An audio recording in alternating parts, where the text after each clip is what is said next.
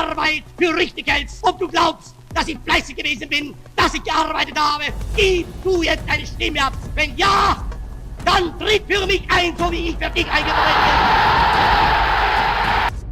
বিংশ শতাব্দীর শুরুতে একজন ব্যর্থ শিল্পী হয়ে ওঠেন বিশ্বের সবচেয়ে আলোচিত শাসক। তিনি ছিলেন অ্যাডলফ হিটলার। কিভাবে একজন সাধারণ মানুষ একটি জাতিকে প্রভাবিত করে, পুরো পৃথিবীকে যুদ্ধে ঠেলে দিলেন। 1889 সালে অস্ট্রেলিয়ায় জন্ম। ছোটবেলায় শিল্পী হওয়ার স্বপ্ন ছিল, কিন্তু ভিয়েতনাম আর্ট স্কুলে ভর্তি হতে ব্যর্থ হন। প্রথম বিশ্বযুদ্ধে সৈনিক হিসেবে যোগ দেন। জার্মানির পরাজয় তাকে গভীরভাবে আঘাত করে। প্রথম বিশ্বযুদ্ধের পর ট্রিটি অফ ভার্সেলেস জার্মানির ওপর কঠোর শর্ত আরোপ করে। অর্থনীতি ভেঙে পড়ে, মানুষ হতাশ। এই পরিস্থিতিতে হিটলার প্রতিশ্রুতি দেন জার্মানিকে আবার মহান করব।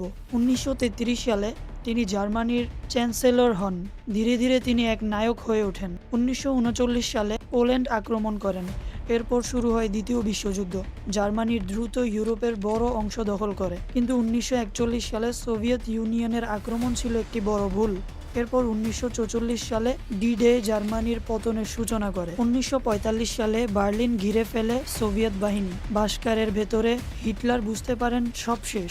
এপ্রিল 1945 তিনি আত্মহত্যা করেন। কিছুদিন পর জার্মানির আত্মসমর্পণ করে। হিটলারের গল্প শুরু হয় একজন নেতার গল্প নয়, এটি সতর্কবার্তা। হিটলারের গল্প শুধু একজন নেতার গল্প নয়, এটি সতর্কতা। চরমপন্থা, ঘৃণা ও অন্ধ অনুগত্য কিভাবে একটি দেশকে ধ্বংস করতে পারে তারই উদাহরণ। ইতিহাস থেকে শিক্ষা না নিলে ইতিহাস আবার ফিরে আসে।